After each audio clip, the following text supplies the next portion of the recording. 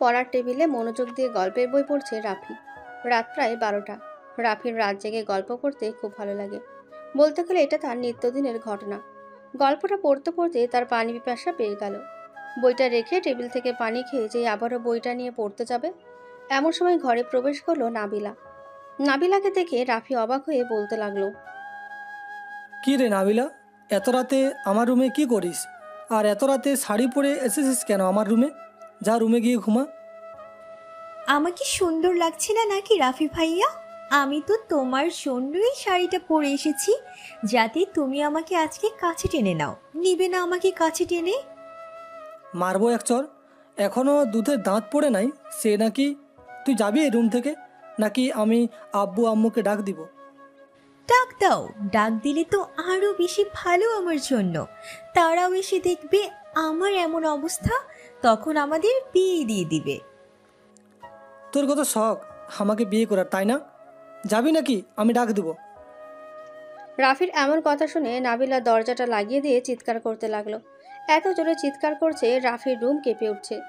যেই রাফি নাবিলার মুখ চেপে ধরবেই, এমন সময় নাবিলা রাফির হাতে কামড় দিয়ে বলতে লাগলো, ভালোই ভালোই বলেছিলাম তোকে, কিন্তু তুই শুনিস নাই। এখন বুঝবি তোর এই চাচাতো বোন কি থেকে কি করে। এই বলে নাবিলা আবারও চিৎকার করতে লাগলো। কিছুক্ষণের মধ্যে বাড়ির সবাই চলে আসলো রাফির রুমের সামনে। বাইরে থেকে নাবিলার আব্বু বলতে লাগলো, এই নাবিলা, কি হয়েছে? দরজা খুল বলতেছি।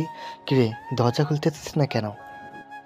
রাফি দেই দরজা খুলতে যাবে, এমন সময় নাবিলা রাফিকে ধাক্কা দিয়ে বিছানায় ফেলে দিয়ে তার উপরে উঠে শাড়িটা অর্ধেক খুলে ফেললো।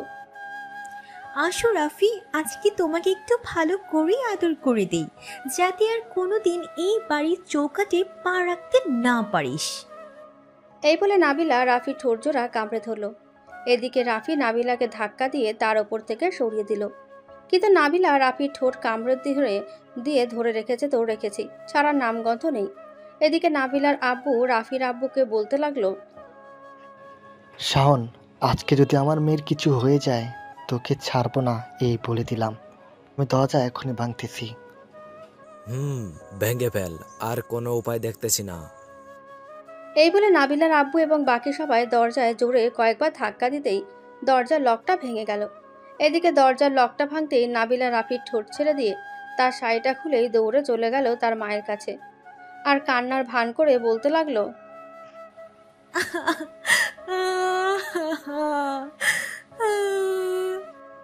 কি হয়েছে? নাবিলা আমাকে বলল রাফি কি তোকে কিছু করেছে নাকি? রাফি ভাইয়া আমাকে, এই দেখো, আমার ঠোঁটে কামড় দিয়ে কেটে ফেলেছে। আমার সাথে আরো অনেক কিছু করতে চাইছিল, আমি আমি করতে দেই নাই বলে আমার এই অবস্থা করেছে। ছি রাফি, ছি। আমি তোমাকে কতটা ভালো মনে করেছিলাম। নাবিলার আব্বুর কাছেও বলেছিলাম যে নাবিলার সাথে তোমার বিয়ে দিব, নাবিলার পড়ালেখা শেষ হলে। কিন্তু তুমি এটা কি করলে? নাবিলা, তুই তো রুমে গিয়ে ড্রেস পরে আয়। নাবিলা চলে গেল। এইদিকে রাফির ঠোঁট থেকে অনবরত রক্ত পড়তেছে, এটা কেউ দেখতেছে না। রাফির আব্বু কি করবে কিছুই বুঝতেছে না। দরজার পাশে লোহার একটা পাইপ ছিল, ওইটা দিয়ে রাফির কাছে গিয়ে দিল সজোরে বাড়ি। রাফি বাড়ি সামলাতে না পেরে দাঁড়ানো থেকে নিচে পড়ে গেল। এদিকে রাফির আব্বু অনবরত মেরে চলেছে। এদিকে রাফির আম্মু বলছে, রাফির আব্বু, রাফিকে মেরো না, ছেলেটা মরে যাবে তো। আগে তার কথাগুলো শুনে নাও, সে কি বলতে চাইছে। আমি কোনো কথাই শুনবো না। আজকে এই কুত্তার বাচ্চাটাকে মেরে ফেলবো। এই কুত্তার বাচ্চার জন্য আমাকে প্রতিনিয়ত বাড়িতে এবং বাড়ির বাইরে অপমানিত হতে হয়। এই কুত্তার বাচ্চা বেঁচে থাকার চেয়ে মরে যাওয়া অনেক ভালো। এই বলে রাফিকে মারছে, সাথে গালাগালিও করছে। রাফি এত মার খেতে না পেরে অজ্ঞান হয়ে যায়। কিন্তু এদিকে রাফির আব্বু মেরে চলেছে। বেশ কিছুক্ষণ পর নাবিলার আব্বু বলতে লাগলো, আরে থাম, কি করতেছিস? সত্য, সেটাকে এভাবে মারবি কেন?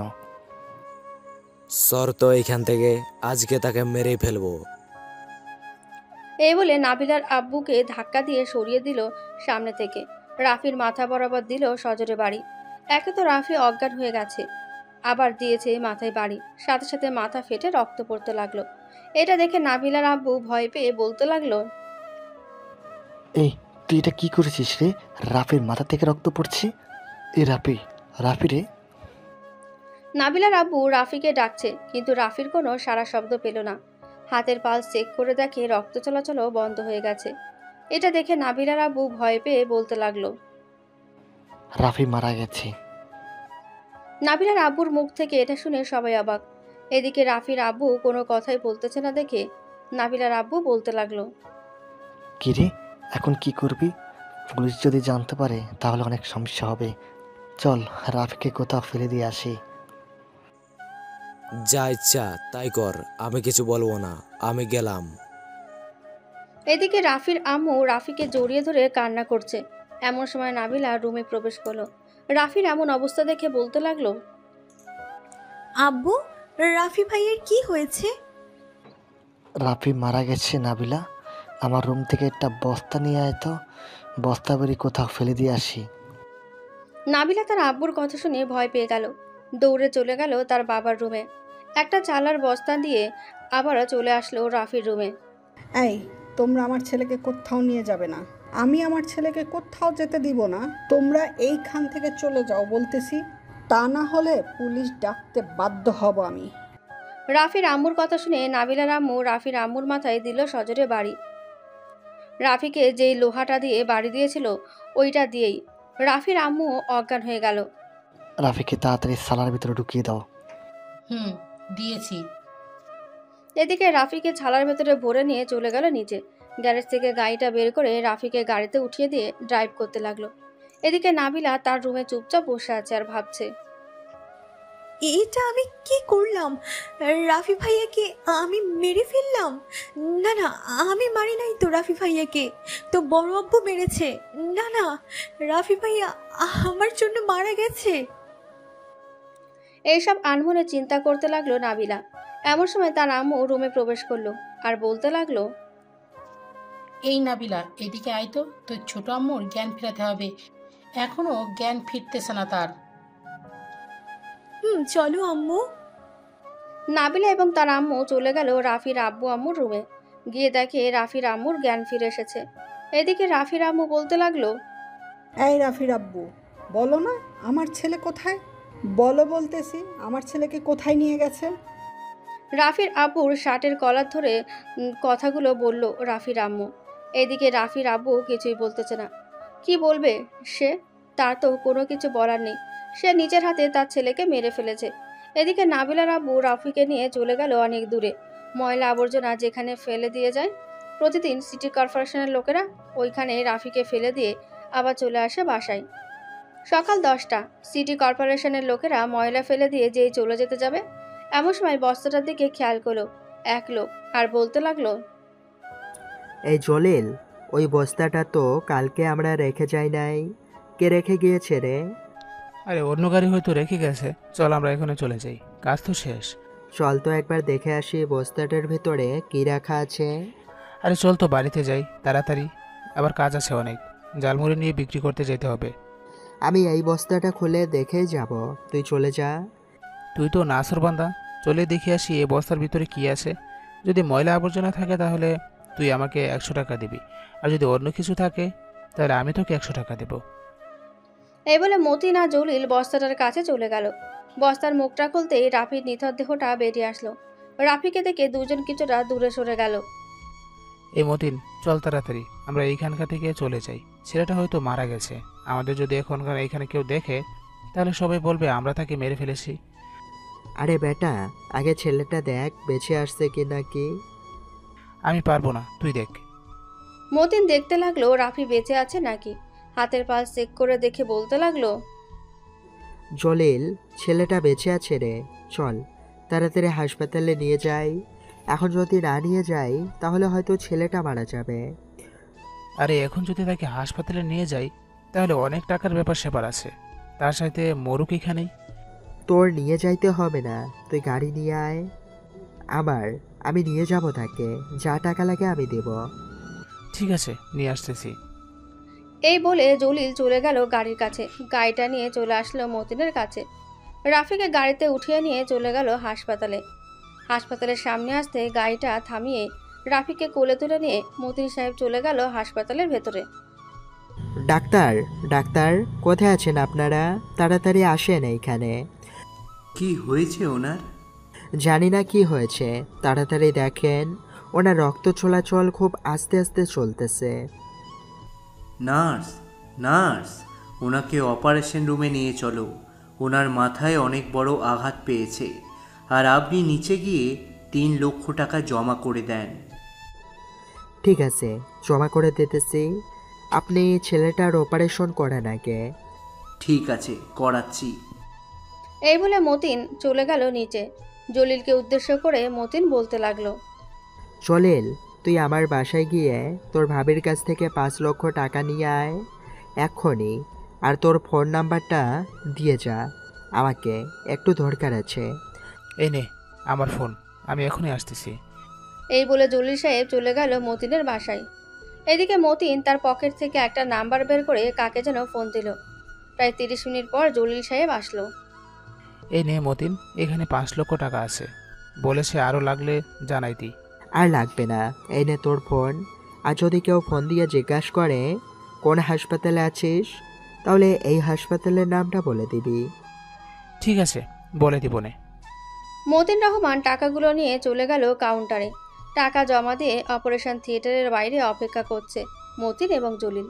বেশ কিছুক্ষণ পর একটা লোক আসলো, সাথে আরো কয়েকজন বডিগার্ড। মতিন সাহেব, ছেলেটা এখন কেমন আছে? স্যার, ছেলেটা এখন কেমন আছে এটা তো বলতে পারতেছি না আমি। এখনও ডাক্তার অপারেশন থিয়েটারের ভিতর থেকে বের হয় নাই। ও আচ্ছা, এই নাও, এখানে 10 লক্ষ টাকা আছে। তোমার টাকাটা রেখে বাকিটা ওর জন্যই রেখে দাও। যত টাকা লাগে সুস্থ করে তোলো ছেলেটাকে। আমি এখন যাই, ছেলেটার কি অবস্থা হয় আমাকে জানাবে ডাক্তার বের হলে। আর এখন এই নাও ফোন।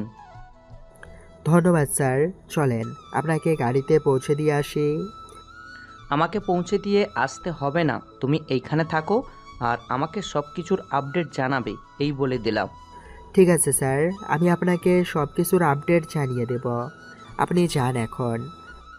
জোবায়ের চলে গেল। এদিকে মতিন রহমান বাইরে বসে আছে।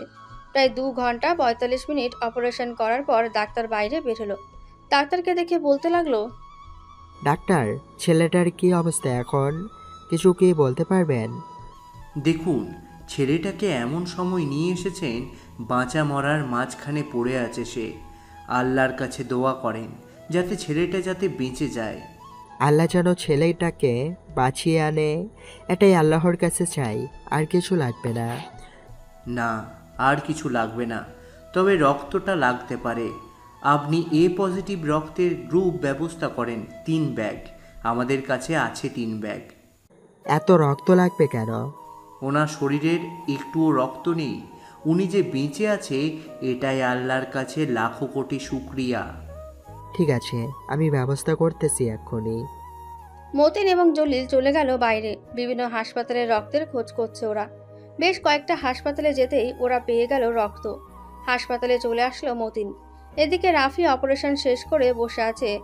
ডাক্তার অনেক বড় অপারেশন করেছে, কারণ মাথায় এমনভাবে বাড়ি দিয়েছে মাথার খুলিটা ফেটে গেছে হালকা। রাতে রাফিকে কেবিনে শিফট করলো। মতিন রহমান রাফির পাশে বসে আছে, কিন্তু রাফির এখনো জ্ঞান ফেরেনি। দেখতে দেখতে 1 দিন 2 দিন 3 দিন করতে করতে কেটে গেল 1টি সপ্তাহ। রাতে খাবার খেয়ে মতিন রহমান রাফির পাশে বসে আছে। এমন সময় দেখতে পেল রাফির হাত নড়াচড়া করছে। আপনি বসে থাকেন আর ওনার জ্ঞান ফিরলে কথা বলবেন না। ওনার সাথে ডক্টর এসে কথা বললে এরপর কথা বলতে পারবেন আপনি। ঠিক আছে, আপনি ডাক্তারকে ডেকে আনেন।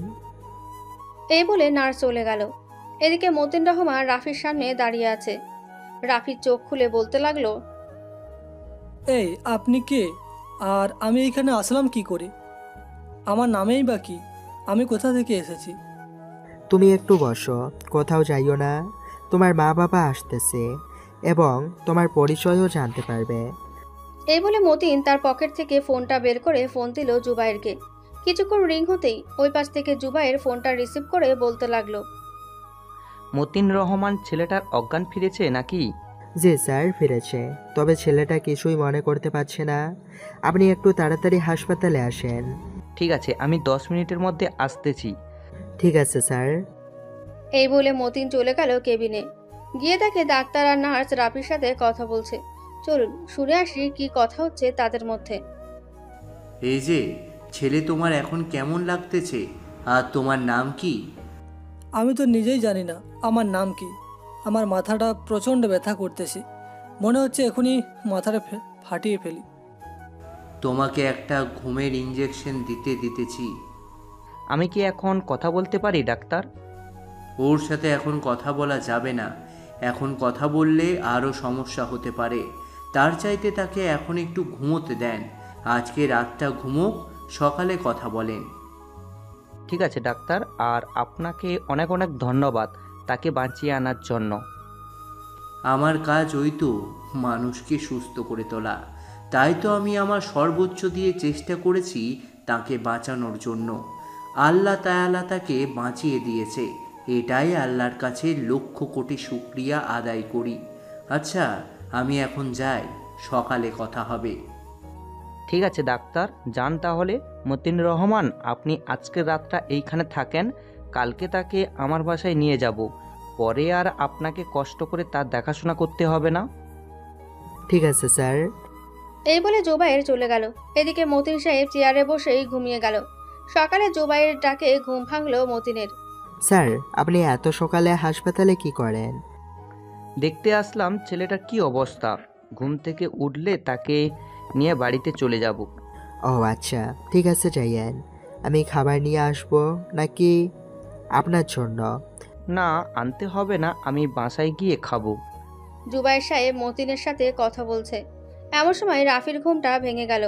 জুবাইর সাহেব রাফির কাছে গিয়ে বলতে লাগলো, বাবা রাফি, কেমন আছো এখন? আমি তো ভালো আছি। আমার নাম রাফি নাকি? তোমার নাম রাফি। আমাকে চিনতে পারছো না নাকি? আমি তোমার বাবা। আমার কিছুই মনে পড়তেছে না। থাক, এত কিছু ভাবতে হবে না। এখন উঠে ফ্রেশ হয়ে নাও, তোমাকে নিয়ে আমার বাসায় যাব। ঠিক আছে। জুবাইর সাহেব চলে গেল ডাক্তারের কেবিনে। গিয়ে দেখে মতিন রহমান ডাক্তারের সাথে কথা বলছে। ডাক্তার, রাফিকে কখন রিলিজ দিবেন? দেখুন, ওনার ব্যবস্থা তো দেখতেই পারছেন। ওনার স্মৃতিশক্তি সব হারিয়ে ফেলেছে। ওনাকে কোনোভাবেই কোনো দিক দিয়ে চিন্তিত রাখা যাবে না। যদি আবার চিন্তিত হয়ে পড়ে তাহলে অনেক সমস্যা হবে তার। এটা নিয়ে চিন্তা করতে হবে না, আমি তাকে আমার ছেলের মতোই রাখবো। কোনো দিক দিয়ে টেনশনও ফেলবো না তাকে। আপনি রিলিজ দিয়ে দেন। ঠিক আছে, আমি একবার চেক আপ করে তাকে রিলিজ দিয়ে দিতেছি। আর যদি বেশি কোনো সমস্যা হয় সাথে সাথে আমাকে ফোন দেবেন। ঠিক আছে ডাক্তার, ফোন দিব। ডাক্তার রাফিকে চেক আপ করে কিছু ওষুধ লিখে দিয়ে রিলিজ করে দিল।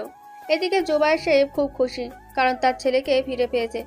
রাতে রাফি খাওয়া দাওয়া করে বসে বসে টিভি দেখতেছে। এমন সময় জুবাইর সাহেব বলতে লাগলো, রাফি, আমার সাথে কালকে অফিসে যাবি তুই, একটু কাজ আছে। ঠিক আছে আব্বু, আমি যাব। কালকে সকালে আমাকে ডেকে দিয়েন। ঠিক আছে, ডেকে দিব নে, এখন গিয়ে ঘুমাও। আচ্ছা আব্বু। রাফি চলে গেল। এদিকে জুবাইর সাহেব তার স্ত্রীকে বলতে লাগলো, দেখেছো, আমার ছেলে রাফির মতোই। এই ছেলেটা কত ভালো, তাই না? আমার তো মনে হচ্ছে এটাই আমাদের ছেলে। সকালে রাফির জন্য ভালো কিছু রান্না করব। ঠিক আছে, করো। চলো এখন যাই। জুবাইর এবং তার স্ত্রী চলে গেল রুমে। চলুন দেখে আসি রাফির পরিবার কি করছে।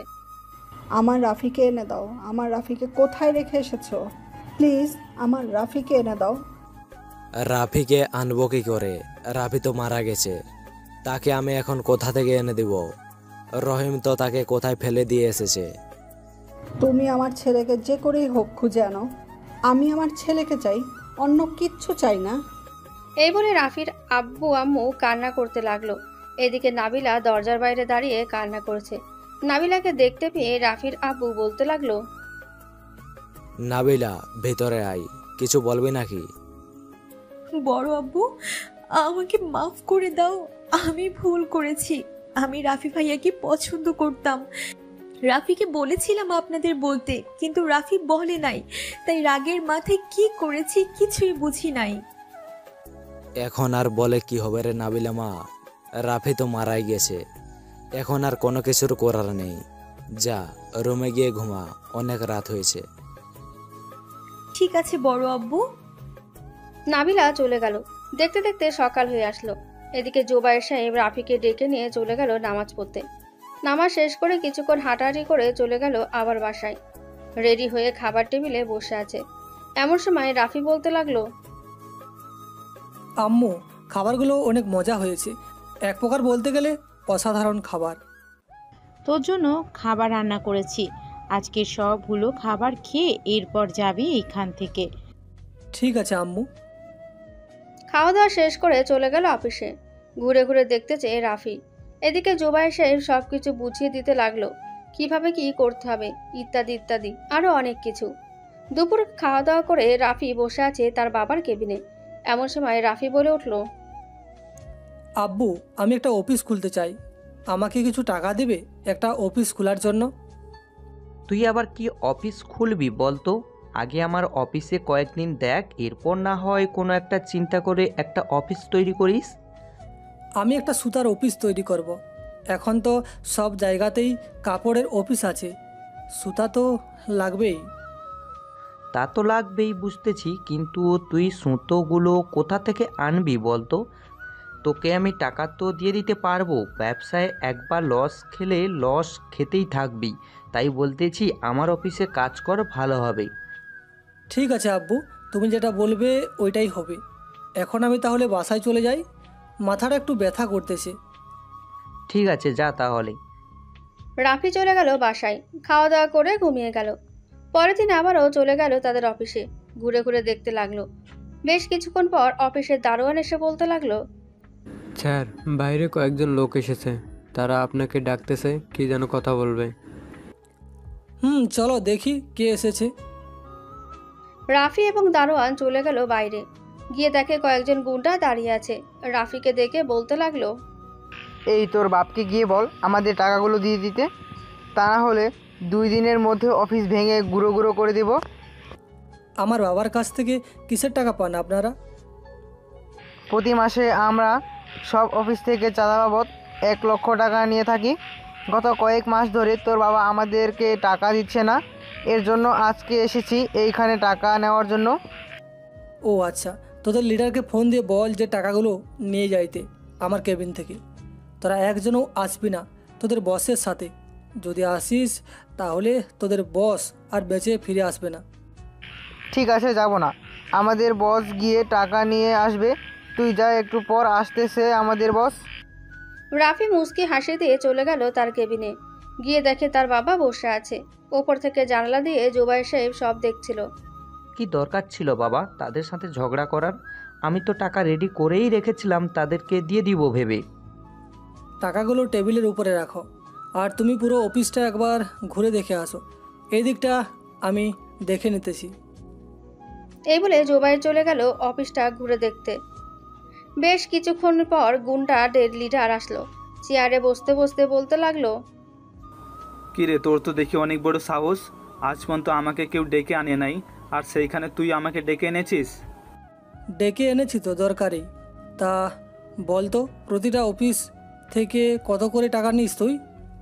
প্রতিটা অফিস থেকে 1 লক্ষ টাকা করে নেই, তোদের কাছ থেকে 1 লক্ষ টাকা করে নিতেছি।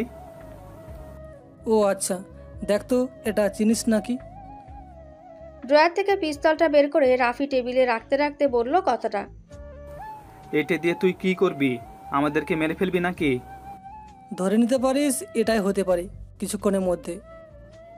এই বলে রাফি পিস্তলটা হাতে নিয়ে গুন্ডাদের লিডারের 2 পায়ে গুলি করে দিল আর বলতে লাগলো, কিরে, কি ভাবতেছিস বলতো? তোকে পুরোপুরিভাবে মেরে ফেলবো নাকি এটা ভাবতেছিস? এইটাই ভাবতেছি। এখন যদি আমার কথা না শুনিস তাহলে সত্যি তোকে মেরে ফেলবো, এই বলে রাখলাম।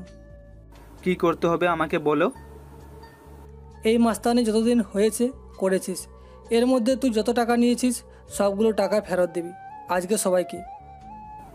কিন্তু আমি সবাইকে টাকা ফেরত দিতে পারবো না, আমি টাকাগুলো একটা ভালো কাজে লাগিয়েছি। কি ভালো কাজে লাগিয়েছিস আমাকে বল, আর ওই জায়গায় নিয়ে চল, আমিও দেখতে চাই কি ভালো কাজে লাগিয়েছিস। ঠিক আছে চলেন তাহলে, আমি নিয়ে যাইতেছি। এই বলে রাফি গুন্ডার লিডারের সাথে চলে গেল নিচে। একটা রিক্সা নিয়ে সোজা একটা এতিমখানায় চলে গেল। গুন্ডা লিডারকে দেখে সব বাচ্চারা দৌড়ে এসে জড়িয়ে ধরে বলতে লাগলো, এই সবাই দেখ, ভাইয়া এসেছে। ভাইয়া আমাদের জন্য আজকে কি নিয়ে এসেছো? আজকে কিছু নিয়ে আসতে পারি নাই, দুদিন পর তোমাদের জন্য পোশাক আর খাবার নিয়ে আসবো। এখন পড়তে যাও তোমরা। ঠিক আছে ভাইয়া, যাইতেছি। এই কাজ বাদ দিয়ে তুই একটা ভালো কাজ করলেই তো পারিস। এইভাবে মানুষকে ভয় দেখিয়ে টাকা নেওয়ার কি দরকার আছে? কাজ করে আর কি ওদের পেট চালানো যাবে বলেন? ওদেরকে 3 বেলা খাবার না দিতে পারি, 1 বেলা তো দিতে পারবো। তাই তো গুন্ডাগিরি করি। এতে যদি আমার বিপদও আসে তাহলেও কোনো সমস্যা নাই। ঠিক আছে, কালকে আমার কাছ থেকে 2 লক্ষ টাকা নিয়ে যাস। আর একটা জায়গার ব্যবস্থা করে দিস তো। জায়গা কিনবো, আমি একটা অফিস তৈরি করব। জায়গা আমাদেরই আছে, কি কাজ করবেন বলেন? আমি দেখি যতটুকু পারি সাহায্য করব। তোর কোনো সাহায্য করতে হবে না, শুধু জায়গাটার ব্যবস্থা করে দে, তাহলেই হবে। ঠিক আছে, কালকের মধ্যে আপনাকে একটা জায়গা ব্যবস্থা করে দিতেছি। আচ্ছা, এখন আমি যাই রে। কিরে রাফি, এই গুন্ডার সাথে কোথায় গিয়েছিলি তুই? আব্বু ওই ছেলেটাকে প্রতি মাসে 2 লক্ষ টাকা করে দিবে। সে টাকা নেই ভালো কাজের জন্য। তার একটা এতিমখানা আছে, সেইখানে অনেক বাচ্চাদের খাবারের জন্য টাকাগুলো নেয়। ও আচ্ছা, আমরা ভাবতাম এই টাকাগুলো দিয়ে অন্য কাজ করেছি। এখন বাসায় চলে যা তুই, আর তোর অফিসের জন্য কি কি লাগবে আমাকে জানিয়ে দিস, তোকে দিয়ে দিব নে। ঠিক আছে আব্বু। ভিতরে আসো রাফি, তোমার জন্য অপেক্ষা করছিলাম। কখন আসবে তুমি, আর তোমার সাথে কখন খাবার খাবো?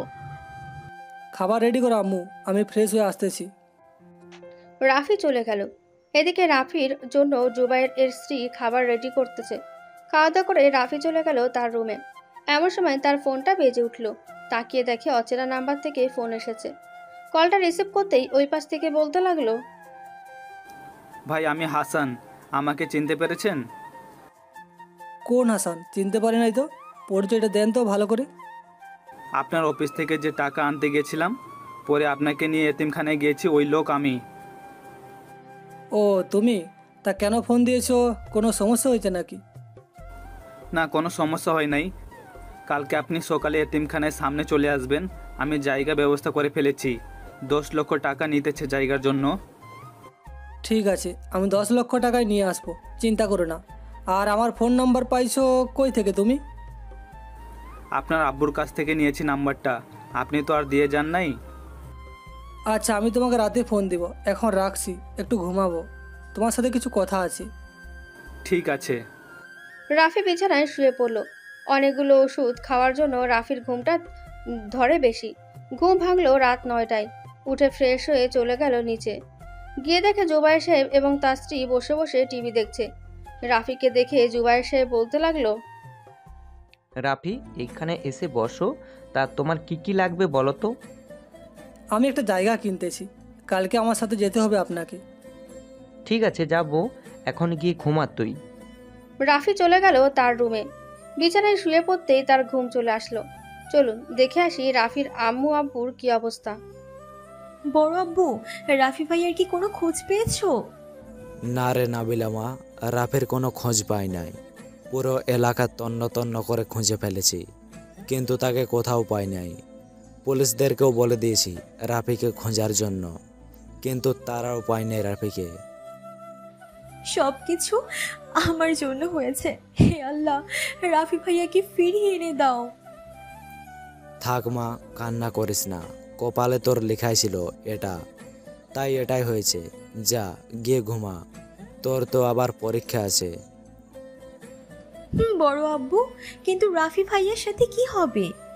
দেখি তাকে খুঁজে পাই কিনা। পাইলে তো পাইলাম, আর না পাইলে তো কোনো কিছু করার নাই। আল্লাহ যদি আমাদের ছেলেকে ফিরিয়ে দেয়, কতদিন অপেক্ষায় থাকবো। নাবিলা চলে গেল তার রুমে। আজকে 1 মাস হয়ে গেছে, রাফির কোনো খোঁজ পাচ্ছে না কেউ। এদিকে রাফির আম্মু প্রতিদিন মোনাজাতে রাফির জন্য দোয়া করে আর কান্না করে।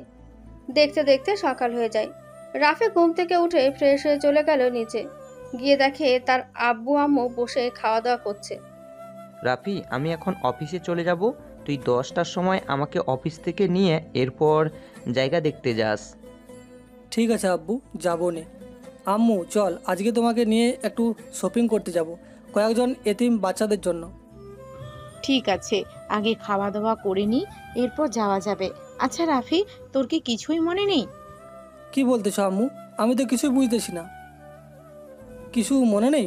কি বলতেছো? কি শুরু করেছো? খাবার খাচ্ছে, খাইতে দাও তো ছেলেটাকে। কিছু না রাফি, তুই খাবার খা। রাফি খাওয়া দাওয়া করে চলে গেল তার রুমে।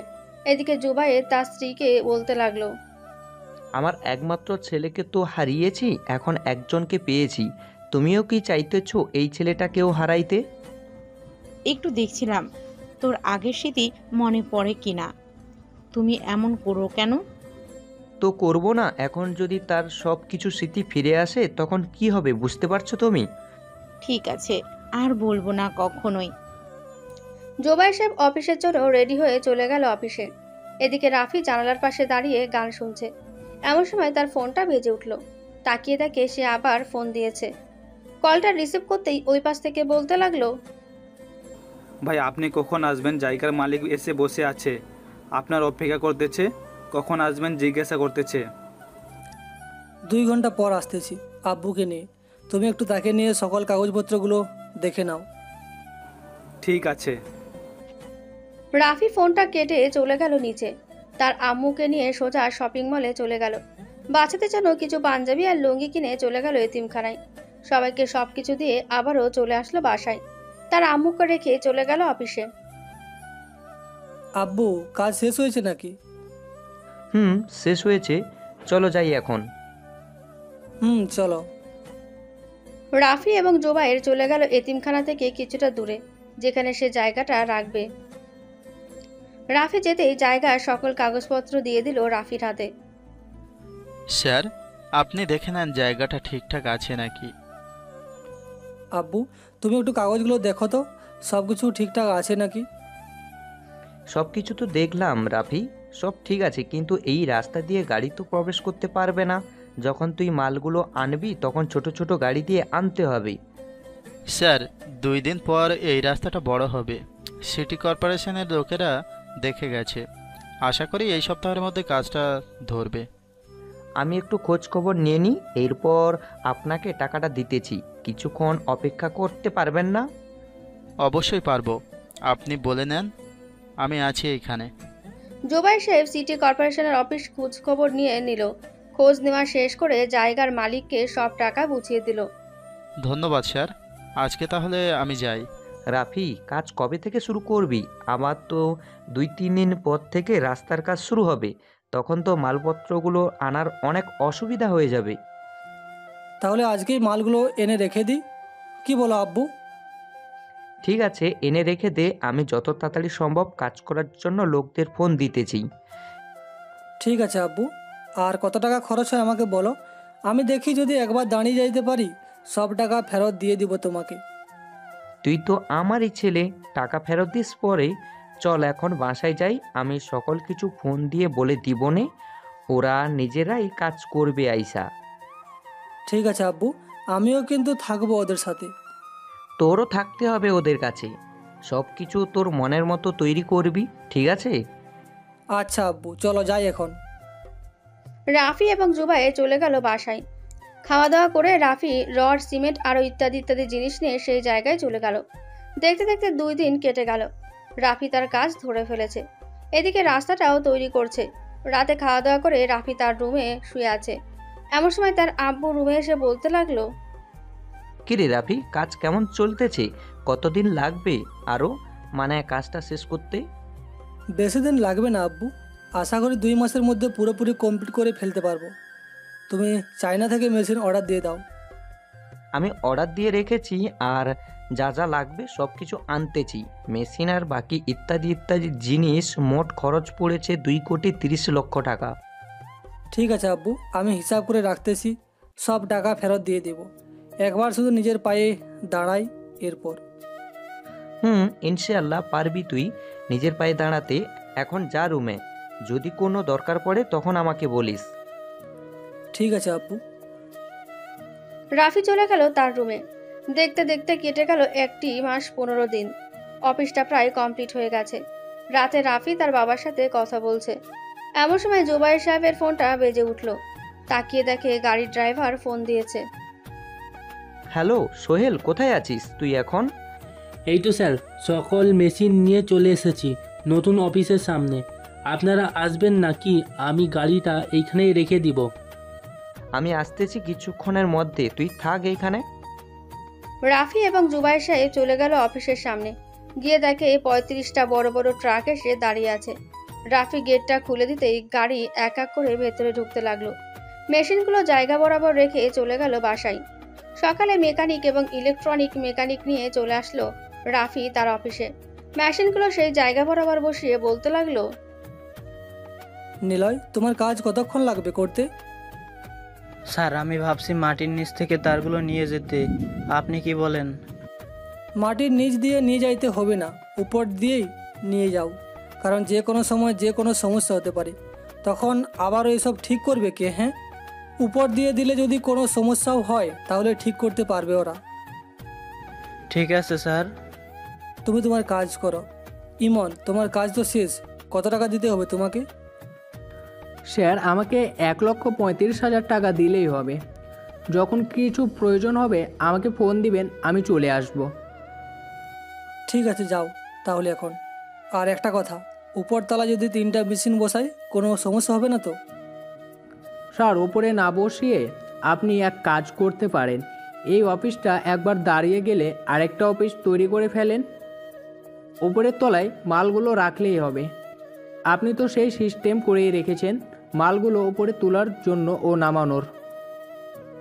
কাল থেকে আশা করি সব মেশিনগুলো চালু করব। রাফি তার অফিস রুমে বসে আছে। এমন সময় তার আব্বু এসে বলতে লাগলো, রাফি, শ্রমিক নিয়োগ দিবি নাকি তোর পরিচিত লোক আছে? আমার তো পরিচিত লোক নেই, শ্রমিক নিয়োগ দিতেই হবে। আচ্ছা আব্বু, শ্রমিক তো নিয়োগ দিব, তাদের বেতন কতটা রাখলে ভালো হবে? আমি তো প্রথম অবস্থায় 12,000 রেখেছিলাম, তুইও 12,000 রাখ। যখন দেখবি অফিসটা উঠে গেছে তখন না হয় কিছুটা বাড়িয়ে দিস। ঠিক আছে আব্বু, তুমি যেটা ভালো মনে করো ওইটাই হবে। এটা বলে রাফি তার মাথায় হাত দিয়ে চুলগুলো টানতে লাগলো আর বলতে লাগলো, আব্বু আমি বাসায় চলে যাই, মাথাটা অনেক ব্যথা করতেছে, ওষুধও খাই নাই দুপুরে। তোকে বারবার ডাক্তার বলে দিয়েছে ঠিকমতো ওষুধ খাইতে, তুই অনিয়ম করলে তো এমনই হবে। চল বাসায় নিয়ে যাই। জুবাইর সাহেব রাফিকে নিয়ে চলে গেল বাসায়। কলিং বেল দিতেই জুবাইর সাহেবের স্ত্রী এসে দরজা খুলে দিল। রাফিকে ধরে আনতে দেখে জিজ্ঞেস করতে লাগলো, কি হয়েছে রাফির? তাকে ধরে ধরে আনতেছো কেন? রাফির মাথায় আবারও ব্যথা শুরু হয়েছে, তুমি তার জন্য খাবার নিয়ে আসো রুমে। তোমাকে এত করে বললাম যে ফোন দিয়ে জিজ্ঞেস করবে সব সময় খাওয়া দাওয়া করেছে নাকি। আমি তো ফোন দিয়েছিলাম, বলেছে তো খাবার খাইছে। এখন ওষুধ খাইছে নাকি খায় নাই আমি তো জানি না। তুমি খাবার নিয়ে আসো। জুবাইরের স্ত্রী খাবার নিয়ে রাফিকে খাবার খাইয়ে দিল, সাথে ওষুধ খাইয়ে দিতেই রাফির ঘুম চলে আসলো। রাত 12টা। এমন সময় রাফির ফোনের রিংটংয়ে তার ঘুম ভেঙে গেল। তাকিয়ে দেখে অচেনা নাম্বার থেকে ফোন এসেছে। রিসিভ করতেই ওই পাশ থেকে বলতে লাগলো, আসসালামু আলাইকুম স্যার, আমি ইমন বলছিলাম। হ্যাঁ ইমন, বলো কি হয়েছে? স্যার, সকল কাজ কমপ্লিট করেছে, এখন শুধু কারেন্টের লাইনটা সেট করে দিবে তারা। আপনি তাদের সাথে কথা বলেছেন নাকি? কথা তো বলেছিলাম, সকালে আসবে ওরা, তুমিও সকালে আইসো, তাদের সব কিছু বুঝিয়ে দিবে। আচ্ছা স্যার, আমি আসবো না, এখন রাখছি তাহলে, আপনি ঘুমান। রাফি ফোন কেটে ফ্রেশ হয়ে বসে আছে। এমন সময় জুবাইর সাহেবের স্ত্রী রফিক রুমে প্রবেশ করতে করতে বলতে লাগলো, রাফি, তোর শরীর কেমন আছে এখন? আম্মু, এখন একটু ভালো আছি, কিন্তু আমার কি হয়েছিল? তুই যে আজকে ওষুধ খাস নাই, তোর আব্বু কত বকাবকি করেছে জানিস আমাকে? সরি আম্মু, আমি তো ভাবছিলাম খাবার খাইয়া ওষুধ খাইছি, কিন্তু এমন যে হবে আমি তো বুঝি নাই। আমি খাবার নিয়ে আসছি, তুই বস। ঠিক আছে আম্মু। রাফি খাবার খেয়ে প্ল্যান করতে লাগলো কিভাবে কাজটা শুরু করলে ভালো হয়, কিভাবে কি করলে ভালো হয়। এইসব ভাবতে ভাবতেই সকাল হয়ে গেল। রাফি সকালে খাওয়া দাওয়া করে চলে গেল অফিসে। গিয়ে দেখে লম্বা একটা লাইন দাঁড়িয়ে আছে। সবাই কাজের জন্য সিভি জমা দিতে এসেছে। ভেতর থেকে আলম সবার সিভিগুলো রেখে দিল। এইদিকে বিদ্যুৎ অফিসের কর্মীরা লাইন লাগিয়ে দিয়ে চলে গেল। স্যার, মেশিনগুলো একটা চালু করে দেখি সবগুলো ঠিকঠাক চলে কি না। ঠিক আছে, দেখ আমি একটু অফিস রুম থেকে ঘুরে আসতেছি। কিছু জিনিস এনেছি মেশিনের জন্য। যদি কারেন্ট ধরে যায় কোনো মেশিনে তাহলে সাথে সাথে মেশিন অফ হয়ে যাবে। স্যার, আমি আগেই লাগিয়ে দিয়েছি। আপনার আব্বু আমাকে দিয়ে গিয়েছিল লাগিয়ে দেওয়ার জন্য। ও আচ্ছা, ভালো কাজ করেছিস, লাগিয়ে দিয়ে। তুই একটু সিভিগুলো চেক করে যাদেরকে পছন্দ হবে তাদেরকে নিয়ে নিস কাজের জন্য। ঠিক আছে, তবে কয়জন লোক নিব এটা তো একটু বলেন। আর কবে থেকে অফিস চালু করবেন এটা বলে দেন, আমি সবাইকে মেসেজ করে বলে দিব নে। ঠিক আছে, কাল থেকে অফিসটা চালু করতে চাইতেছি, তুই সবাইকে মেসেজ করে বলে দিস। ঠিক আছে। অফিসটা চালু করে দেখতে লাগলো। এদিকে রাফি ঘুরে ঘুরে দেখতে লাগলো কি কি করছে। রাফির কাজ শেষ হতেই রাফি বলতে লাগলো, ইমন চল এখন বাসায় চলে যাই, কাল সকাল 8টা থেকে আমরা অফিসটা চালু করব। ঠিক আছে স্যার। রাফি এবং ইমন চলে গেল। রাতে খাওয়া দাওয়া করে রাফি বসে আছে। এমন সময় তার আব্বু বলতে লাগলো, রাফি, কাল থেকে তো অফিস চালু করবি তুই, তাই না? এখন মালগুলো তো বিক্রি করতে হবে। তুই বিভিন্ন অফিসে গিয়ে তোর সুতোগুলো একটা একটা করে দিয়ে আয়। যদি ভালো হয় তাহলে ওরা আসবে তোর কাছ থেকে সুতো নেওয়ার জন্য। ঠিক আছে আব্বু, আমি কালকে সকালে অফিসটা চালু করে 2 দিন পর বিভিন্ন অফিসে দিয়ে আসব, দেখি কি হয়। ইনশাআল্লাহ তোর সুতোগুলো বিক্রি হবে। রাফি চলে গেল তার রুমে। আজকে 4টি মাস চলে গেছে, রাফির পরিবার এখনো রাফির খোঁজ পায়নি। নাবিলা, তুই আমার অফিসে জয়েন করে নে। আমার শরীরটাও ভালো যাচ্ছে না কয়েকদিন ধরে। ঠিক আছে বড় আব্বু, আমি কাল থেকে অফিসে জয়েন করব। যাস, আমি তাকে বুঝিয়ে দিব নে। আর 2 দিন পর রাফি গ্রুপ অফ কোম্পানির মালিক আসবে, 1 বস্তা সুতা দিয়ে যাবে। যদি ভালো হয় কাপড় তাহলে তার কোম্পানি থেকে সুতা নিব। ঠিক আছে বড় আব্বু, এখন তাহলে ঘুমাও। রাফি ভাইয়ার তো কোনো খোঁজই পেলাম না। আলমগীর, আমি দেখতে চাইছিলাম, তুই কি বলিস? ভালো একটা ছেলের সাথে নাবিলার বিয়েটা দিয়ে দে, বয়সও তো হয়ে গেছে নাবিলার। আব্বু এবং বড় আব্বু, তোমাদেরকে একটা কথা বলতে চাই। আমি রাফিকে ছাড়া অন্য কাউকে বিয়ে করব না। নাবিলা, রাফির তো কোনো খোঁজ পাচ্ছি না, আর কত অপেক্ষা করবি তুই? জানি না, আল্লাহ রাফিকে আবার ফিরিয়ে এনে দিবে আমার কাছে, এটাই আমি জানি। রাফিকে ছাড়া অন্য কাউকে আমি বিয়ে করব না। এই বলে নাবিলা চলে গেল তার রুমে। দেখতে দেখতে সকাল হয়ে গেল। রাফি আল্লাহর নাম নিয়ে কাজ শুরু করে দিল। দেখতে দেখতে কেটে গেল 2টি দিন। আজকে রাফি আলমগীর গ্রুপ অফ কোম্পানির মালিকের সাথে দেখা করবে। সকালে রেডি হয়ে 1 বস্তা সুতা নিয়ে চলে গেল আলমগীর গ্রুপ অফ কোম্পানির মালিকের অফিসে। সকাল 10টা, রাফি বসে আছে বড় একটা কেবিনে। এমন সময় আলমগীর সাহেব এবং নাবিলা প্রবেশ করলো। ভেতরে রাফিকে দেখে নাবিলা দৌড়ে এসে জড়িয়ে ধরে বলতে লাগলো, রাফি, আমার রাফি, তুমি কোথায় ছিলে এতদিন? এই রাফির কথা বলছো না কেন? আরে কে আপনি, আর আমাকে জড়িয়ে ধরে কি কথা বলছেন?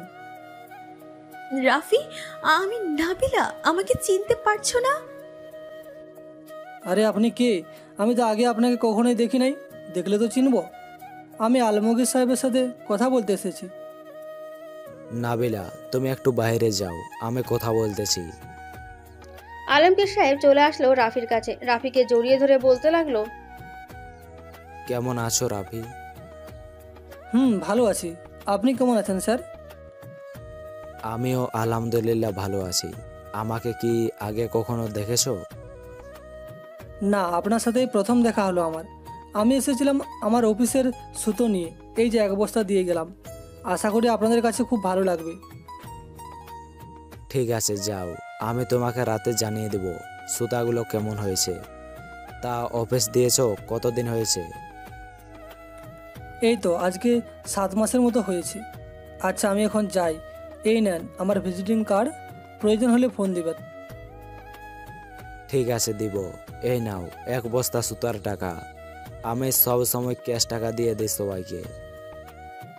ধন্যবাদ, আজকে যাই তাহলে আমি। আবারও দেখা হবে অন্য কোনো দিন। এই বলে রাফি চলে গেল। এদিকে নাবিলা কেবিনের ভেতরে এসে তার বড় আব্বুকে বলতে লাগলো, বড় আব্বু, রাফি আমাকে চিনতে পারে নাই কেন? জানি না মা, আমাকেও রাফি চিনতে পারে নাই। এই সুতোগুলো একটা মেশিনে লাগিয়ে দিয়ে দেখতো কেমন কাপড় তৈরি হয়।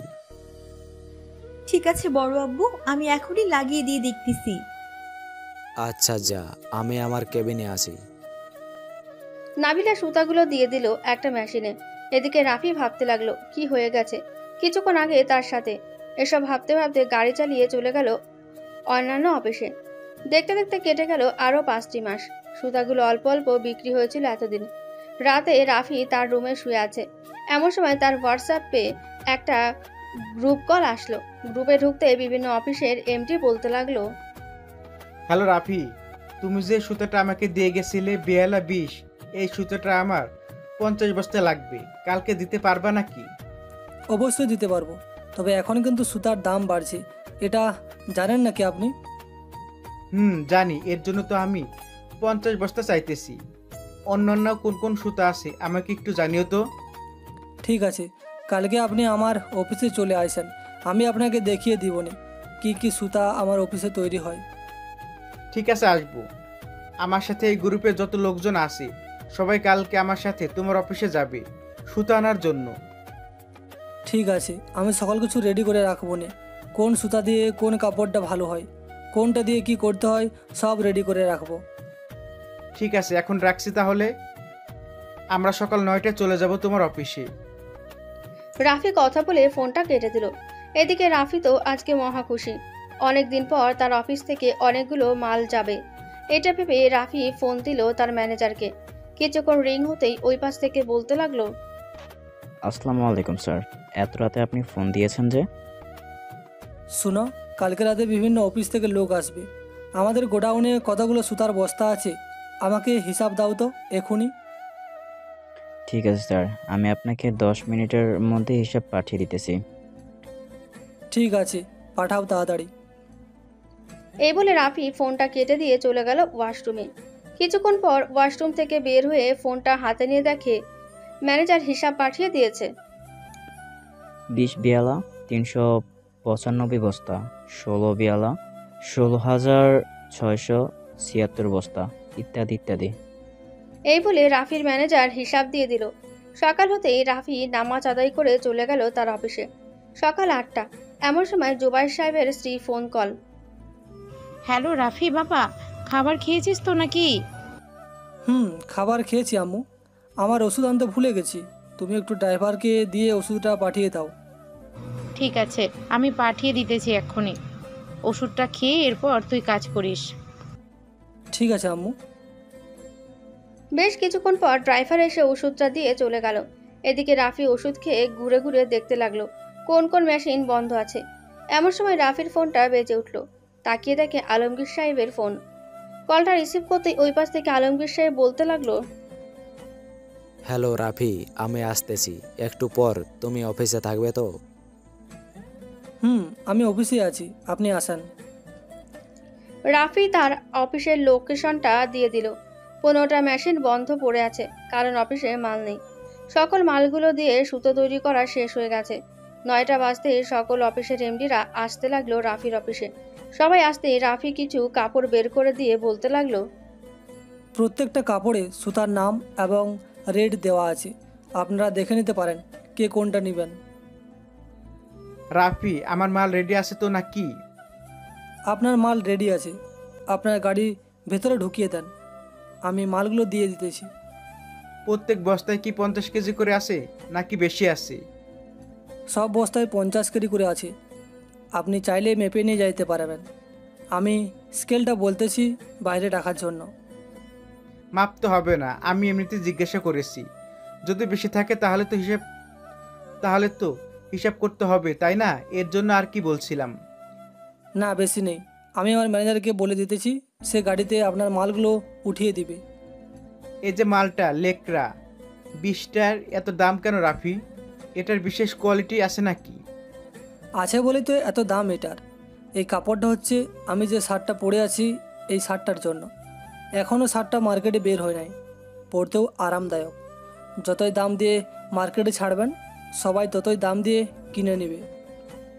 তাহলে আমাকে 20 বস্তা দিয়ে দাও, আমি 20 বস্তা চালিয়ে দেখি আগে, এরপর চাহিদা হিসেবে নেওয়া যাবে। ঠিক আছে ম্যানেজার সাহেব, আপনি ওনাকে বেয়ালা 20, 50 বস্তা আর লেকড়া 20 বস্তা দিয়ে দিবেন। ঠিক আছে স্যার, আমি এখনই দিয়ে দিতেছি। আর কোনো কিছু প্রয়োজন পড়লে ডাক দিন আমাকে। এখন আর কোনো কিছুর প্রয়োজন নেই, যেটা বলেছি আপনাকে ওইটাই করেন গিয়ে। ম্যানেজার চলে গেল। এদিকে রাফি কথা বলতেছে আনোয়ার চৌধুরীর সাথে। এমন সময় আরেকজন বলে উঠল, রাফি, লেকড়া সুতোটা আমাকে দিয়ে দাও 300 বস্তা, আমি এখনই টাকা দিতেছি তোমাকে। মোমেন চৌধুরী, আপনি তো দেখতেছি বড় দান মারতেছেন, কি ব্যাপার? ভালো বলেই তো সুতাটা নিতেছি। আপনি কাপড়ের কোয়ালিটিটা একবার দেখেছেন? আমারও এই শার্ট আছে বাসায় একটা, তাই তো 300 বস্তা নিয়ে যাইতেছি।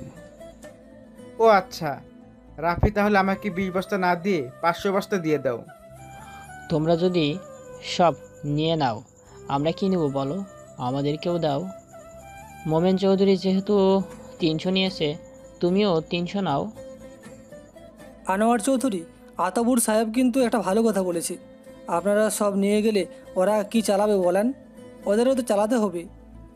আচ্ছা, আমিও 300 বস্তা নিলাম, বাকি যা যা আছে 20 বস্তা করে দিয়ে দাও, ভালো হলে নিয়ে যাব আবার। ঠিক আছে। রাফি সবাইকে সব সুতা দিয়ে দিল। বড় 2 টলি ব্যাগের ভেতরে টাকাগুলো নিয়ে চলে গেল বাসায়। কলিং বেল দিতেই রাফির আম্মু এসে দরজা খুলে দিল। রাফির হাতে 2টা টলি ব্যাগ দেখে বলতে লাগলো, রাফি, হঠাৎ তোর ব্যাগের প্রয়োজন হলো কেন? আম্মু, এই ব্যাগের ভিতরে টাকা আছে। আজকে আমার অফিসের সকল মাল বিক্রি করে দিয়েছি।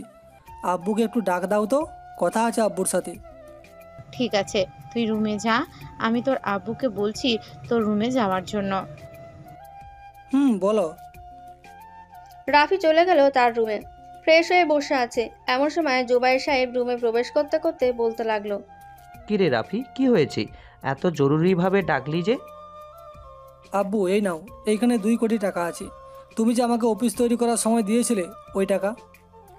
রেখে দে তোর কাছে, আমাকে দিতে হবে না। রেখে দাও তোমার কাছে। আর তুলা আনতে হবে, তাদের ফোন নাম্বারটা আমাকে দাও তো, আমার 2 দিনের মধ্যে সকল কিছু লাগবে। অফিসে মনে হচ্ছে চাপ যাচ্ছে সুতার জন্য। আজকে লেকড়া সুতাটা সব বিক্রি করে দিয়েছি, দামটাও ভালো পাইছি। বলেছিলাম না ইনশাআল্লাহ তোর অফিস দাঁড়িয়ে যাবে। এখন আর তোর কোনো চিন্তা নেই। এই নে তাদের কয়েকটা কোম্পানির নাম্বার, ওরা ক্যাশ টাকা দিয়ে সব কিছু করে।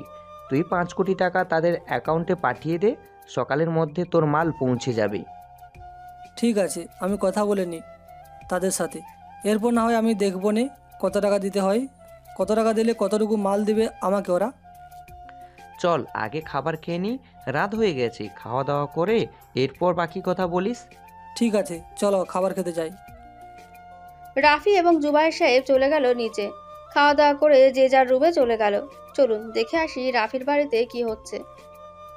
জানো রাফির আম্মু, আমার ছেলে আমাকে চিনতে পারছে না। সে আর আগের মতো নাই। সে এখন দেশের টপ বিজনেসম্যান হয়ে গেছে। এখন সব অফিসের এমডিরা তার কাছ থেকে সুতা কিনে আনে। তোমরা বলেছিলে না আমার ছেলে কিছুই পারে না? সে দেখিয়ে দিয়েছে সে কি পারে আর কি পারে না। আমি আমার রাফির সাথে দেখা করতে চাই, প্লিজ আমাকে আমার রাফির সাথে দেখা করতে দাও। আচ্ছা দেখি, আমি কালকে যদি রাফিকে আনতে পারি তাহলে আনবো।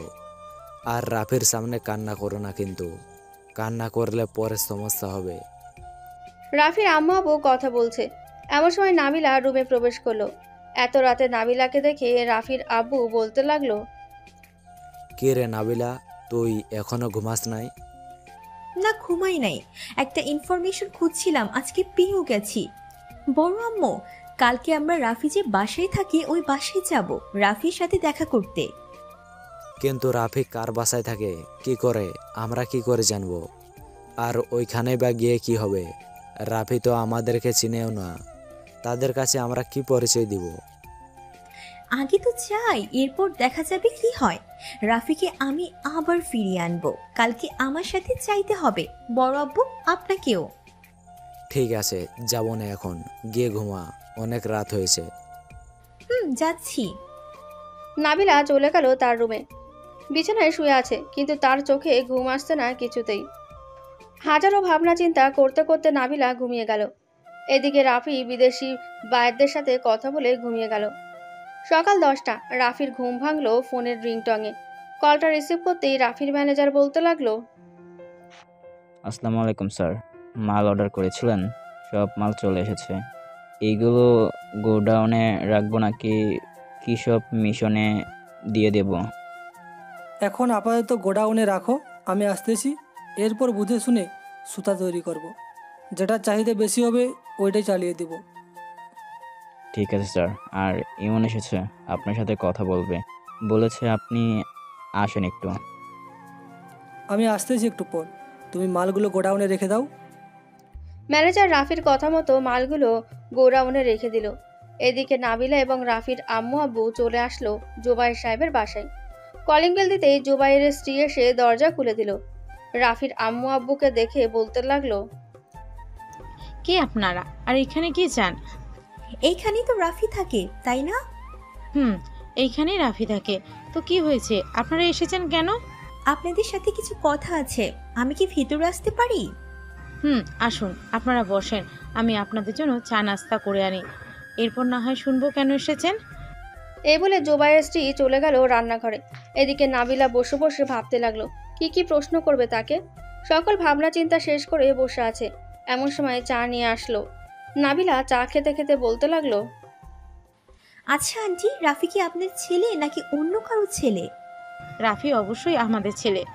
দেখছো না পুরো বাড়িতে রাফির ছবি দিয়ে ভর্তি করা? তা তো দেখছি, কিন্তু এখন যে রাফি আছে এটা আপনার ছেলে না, এটা অন্য রাফি। তোমার কথার আগামাথা কিছুই বুঝছি না, একটু বুঝিয়ে বলো তো কি বলতে চাইছো। নাবিলা তার ব্যাগ থেকে রাফির অনেকগুলো ছবি বের করে টেবিলের ওপর রেখে বলতে লাগলো, এই যে এটা হচ্ছে আমাদের রাফি, এখন যে আপনাদের বাসায় আছে সে। সত্যি করে বলেন তো, রাফি আপনাদের ছেলে নাকি? নাবিলার এমন প্রশ্ন শুনে সিঁড়ি দিয়ে নামতে নামতে জুবাইর সাহেব বলতে লাগলো, না, রাফি আমাদের ছেলে না। 2 বছর আগে সিটি কর্পোরেশনের লোকেরা একটা ময়লা জায়গা থেকে রাফির আদমরা দেহ উদ্ধার করে হসপিটালে নিয়ে যায়। এরপর আমি বিদেশ থেকে ভালো ডাক্তার এনে রাফির চিকিৎসা করিয়ে সুস্থ করেছি। তবে সুস্থ তো হয়েছে রাফি, কিন্তু তার আগের সকল স্মৃতি ভুলে গেছে সে। এরপর থেকে রাফিকে আমার ছেলে হিসেবে পরিচিত দিয়েছি। তবে রাফির মতোই আমার একটা ছেলে ছিল, পুলিশের কাজ করত, মিশনে গিয়ে মারা গেছে। ও আচ্ছা, এখন আপনারা রাফিকে আমাদের কাছে ফিরিয়ে দেন, আমরা আপনার কাছে এটাই চাই। দেখুন আলমগীর সাহেব, আমি জানি এই মেয়েটা রাফিকে অনেক ভালোবাসে। এই মেয়েটা রাফিকে জড়িয়ে ধরেছে, আমাকে সব বলেছে রাফি। রাফির আগের স্মৃতি যতদিন না ফিরতেছে ততদিন আমি রাফিকে ফেরত দিতে পারবো না, সরি। রাফিকে ফেরত না দিলে আমি আপনাদের নামে মামলা দিতে বাধ্য হব। যতই মামলা দাও না কেন, রাফি এখন তোমাদের চিনে না, সো মামলা দিয়ে কিছুই হবে না। নাবিলা, জুবাইর সাহেব ঠিকই বলেছে, রাফি এখন আমাদের চেনে না, এখন মামলা দিলেও কিছু হবে না। চল আমরা বাসায় চলে যাই। এতদিন যখন অপেক্ষা করেছি রাফির ফেরার আশা করি সামনের কয়েকটা দিনও অপেক্ষা করতে পারবো রাফির জন্য। এই বলে রাফির আব্বু আম্মু যেই চলে যেতে যাবে, এমন সময় জুবাইর সাহেবের ফোনটা বেজে উঠল। তাকিয়ে তাকিয়ে রাফির ম্যানেজার ফোন দিয়েছে। কলটা রিসিভ করতেই ম্যানেজার বলতে লাগলো, hello sir, Rafi sir accident করেছে, আপনি এখনই চলে আসেন হাসপাতালে। হোয়াট? রাফি অ্যাক্সিডেন্ট করলো কি করে? আমি এক্ষুনি আসতেছি হাসপাতালে, তুমি হাসপাতালে থাকো। এই বলে জুবাইর তার স্ত্রী এবং রাফির আম্মু আব্বু এবং নাবিলাকে নিয়ে চলে গেল হাসপাতালে। সবাই যেতেই ম্যানেজার জিজ্ঞেস করতে লাগলো, রাফির অ্যাক্সিডেন্ট হলো কিভাবে? সে তো হাসি মুখে বাসা থেকে বের হয়েছিল। জানি না স্যার, তবে গাড়ির অবস্থা দেখে মনে হচ্ছে গাড়ি ব্রেক ফেল করেছে। ডাক্তার কি কিছু বলেছে? না, এখনো বের হয়নি ডাক্তার। সবাই বাইরে অপেক্ষা করছে। প্রায় 3 ঘন্টা পর ডাক্তার বের হয়ে বলতে লাগলো, একবার মাথায় আঘাত পেয়েছিল, এখন আবার একটা আঘাত পেয়েছে, আমরাও বলতে পারতেছি না, তার কি অবস্থা হতে পারে এখন। আল্লাহর কাছে দয়া করেন যাতে রাফির জ্ঞান ফিরে আসে তাড়াতাড়ি। ডাক্তার, আপনি বাইরের দেশ থেকে দরকার পড়লে ডাক্তার আনেন, তবুও রাফিকে সুস্থ দেখতে চাই আমি। দেখুন, রাফির অপারেশন করিয়েছি বাইরের দেশের একজন ভালো ডাক্তারকে দিয়ে। সেও বলতে পারছে না রাফির কি অবস্থা এখন। একটু পর রাফিকে আইসিইউতে দিতে পারে হয়তো। আপনারা তার কাছে যাবেন না বেশি। ঠিক আছে ডাক্তার। সবাই বাইরে বসে আছে, কি করবে বুঝতে পারছে না। দেখতে দেখতে কেটে গেল 13টি দিন, এখনো রাফির জ্ঞান ফেরেনি। এটা দেখে ডাক্তার এসে বলতে লাগলো, রাফির এখনও যেহেতু জ্ঞান ফিরছে না, আমরা ধরে নিতেছি যে রাফি কোমায় চলে গেছে। এসব বলবেন না ডাক্তার, আমার ছেলের কিছুই হবে না। এই বলে রাফির আব্বু কান্না করে দিল। এদিকে নার্স রাফির চোখ খুলতে দেখে দৌড়ে এসে ডাক্তারকে বলতে লাগলো, ডক্টর, রাফির জ্ঞান ফিরেছে, আপনি তাড়াতাড়ি আসেন। চলো। নার্সের মুখে এমন কথা শুনে সবার মুখে হাসি চলে আসলো। এদিকে রাফির আব্বু আম্মু এবং বাকি সবাই চলে গেল আইসিইউ এর সামনে। ডাক্তার চেক আপ করে নার্সকে বলতে লাগলো, রাফিকে কেবিনে শিফট করার ব্যবস্থা করেন। রাফি এখন একদম সুস্থ আছে। আচ্ছা রাফি, তোমার বাড়ি কোথায় বলতে পারো? আমার বাড়ি তো নরসিংদী পলাশ, শিল্পাঞ্চল কলেজের পিছনে। আমি এইখানে আসলাম কি করে? ওই যে বাইরের লোকগুলো তোমাকে নিয়ে এসেছে। একটু পর তোমাকে কেবিনে শিফট করা হবে, তখন কথা তুমি সব বলতে পারবে তাদের সাথে। এই বলে ডাক্তার চলে গেল বাইরে, গিয়ে সবাইকে উদ্দেশ্য করে বলতে লাগলো, রাফির আগের স্মৃতি ফিরে এসেছে, সে সবাইকে চিনতে পারছে। একটু পর কেবিনে শিফট করা হবে, সবাই দেখা করতে পারবেন। ঠিক আছে ডাক্তার। এই বলে ডাক্তার চলে গেল। এদিকে রাফিকে কেবিনে শিফট করে দিল। এক এক করে সবাই দেখা করছে। জুবাইর এবং তাসরি ভেতরে প্রবেশ করে রাফির কাছে চলে গেল আর বলতে লাগলো, রাফি কেমন আছো? ভালো আছি। এখন আপনারা কে? আপনাদের তো চিনতে পারছি না। আমাদের চিনবে না, তোমাকে বাসায় নিয়ে যাই, এরপর সব বলবো তোমার সাথে কি কি হয়েছিল। তোমার অফিসের কাজ ম্যানেজার সামলে নিতেছে। আমার অফিস আছে, আমি নিজেই জানি না। এটা কি করে হয়? সব কিছুই জানতে পারবে আস্তে আস্তে। এখন তুমি কিছুটা সুস্থ আছো। সবাই কথা বলা শেষ হতেই শেষে নাবিলা চলে গেল রাফির কাছে। নাবিলাকে দেখে রাফি বলতে লাগলো, কি রে, তুই এখানে এসেছিস কেন? চলে যা এখান থেকে, তোর জন্য আজকে আমার এই অবস্থা। আমাকে মাফ করে দে, আমি আর কোনোদিন এমন কাজ করব না। প্লিজ আমাকে মাফ করে দে। না, তোর কোনো মাপ নেই। চলে যা এখান থেকে বলতেছি, চলে যা। ঠিক আছে যাচ্ছি, তবে একটা কথা বলে রাখি, আমি তোর বউ হব, এটাই মনে রাখিস। এই বলে নাবিলা চলে গেল। দেখতে দেখতে 2 মাস চলে গেল। রাফি এখন পুরোপুরিভাবে সুস্থ আছে এবং তার সাথে কি কি ঘটেছিল সবকিছু শুনে রাফি বলতে লাগলো, আমি সবাইকেই চাই, কেউ দূরে থাকবে না আমার কাছ থেকে। ঠিক আছে, আর একটা কথা ছিল। দেখ, নাবিলারও তো বয়স হয়ে গেছে। সে তোর জন্য এতটি বছর অপেক্ষা করেছিল, তাকে বিয়ে করবে। তুই নাবিলাকে বিয়ে করে নে। আমি আমার রুমে যাইতেছি, একটু পর নাবিলাকে পাঠিয়ে দিও। তার সাথে দেখি কথা বলে সে আমাকে পছন্দ করে নাকি করে না। ঠিক আছে, যা তাহলে। রাফি চলে গেল তার রুমে। এদিকে নাবিলাও আস্তে আস্তে ওইখান থেকে কেটে পড়ল। রাফির ঘরের দরজা আস্তে আস্তে খুলে ভেতরে প্রবেশ করতেই রাফি পেছন থেকে নাবিলাকে জড়িয়ে ধরে বলতে লাগলো, কারো রুমে যে প্রবেশ করার সময় বলে প্রবেশ করতে হয়, এটা জানো না নাকি? জানি, এটা আমার বরের রুম, আমি যখন ইচ্ছা তখন প্রবেশ করব, তাতে কার কি? ও আচ্ছা, তাই নাকি? তোমার বরটা কে শুনি? তুমিই তো আমার বর। এই বলে নাবিলা রাফিকে জড়িয়ে ধরে রাফির ঠোঁট তার দখলে করে নিল। এইভাবে কতক্ষণ ছিল তাদের জানা নেই। বেশ কিছুক্ষণ পর নাবিলা রাফিকে ছেড়ে দিয়ে বলতে লাগলো, এখন ছাড়ো, আমি আমার রুমে চাই। রুমে যাইতে হবে না, আজকে আমার সাথেই ঘুমাবে, চলো। এই বলে রাফি নাবিলাকে কুলে তুলে নিয়ে চলে গেল বিছানায়। দুজন একে অপরকে জড়িয়ে ধরে ঘুমিয়ে গেল। দেখতে দেখতে কেটে গেল 2 মাস। রাতে সবাই খাওয়া দাওয়া করে বসে আছে। এমন সময় রাফির আব্বু বলতে লাগলো, নাবিলা আর রাফি, যা তোরা রেডি হয়ে আয়, কাজে আসতেছে একটু পর। ঠিক আছে আব্বু, যাইতেছি। এই বলে রাফি আর নাবিলা চলে গেল রুমে। ফ্রেশ হয়ে বিয়ের সাজে রেডি হয়ে চলে গেল নিচে। গিয়ে দেখে কাজী চলে এসেছে। দুজনে পাশাপাশি বসে পড়ল। এদিকে কাজী সকল কিছু লিখে বলতে লাগলো, নাবিলা মা, তুমি 3 বার কবুল বলো। কবুল কবুল কবুল। আলহামদুলিল্লাহ। বাবা, এবার তুমি 3 বার কবুল বলো। কবুল কবুল কবুল। আলহামদুলিল্লাহ। সবাই দোয়া করেন। কাজী দোয়া পড়িয়ে তার হাদিয়া নিয়ে চলে গেল। এদিকে সবাই বসে আড্ডা দিতেছে। রাত 2টা। এমন সময় রাফির আম্মু বলতে লাগলো, রাফি, এখন রুমে যেয়ে ঘুমা, অনেক রাত হয়েছে। আম্মু, যাইতেছি। এই বলে রাফি আর নাবিলা চলে গেল রুমে। বিছানায় বসে আছে নাবিলা। এদিকে রাফি দরজাটা লাগিয়ে দিয়ে এসে নাবিলার পাশে বসতে বসতে বলতে লাগলো, চলো 2 রাকাত নফল নামাজ আদায় করে আমাদের নতুন জীবন শুরু করি। চলেন। রাফি এবং নাবিলা নামাজ আদায় করে বিছানায় শুয়ে পড়ল। এটা দেখে নাবিলা চিৎকার করে বলতে লাগলো, কিরে, বাসুর ঘরে ঘুমাতে এসছিস নাকি? তো কি করব, এখন কোনো কিছু করতে পারবো না, সকালে করব। আমার এখনই লাগবে আদর, এখন না করলে তোর খবর আছে। করতেছি করতেছি, ব্যথা পাইলে চিৎকার করবি না কিন্তু। ঠিক আছে, করব না। এই বলে রাফি নাবিলাকে আদর করতে লাগলো।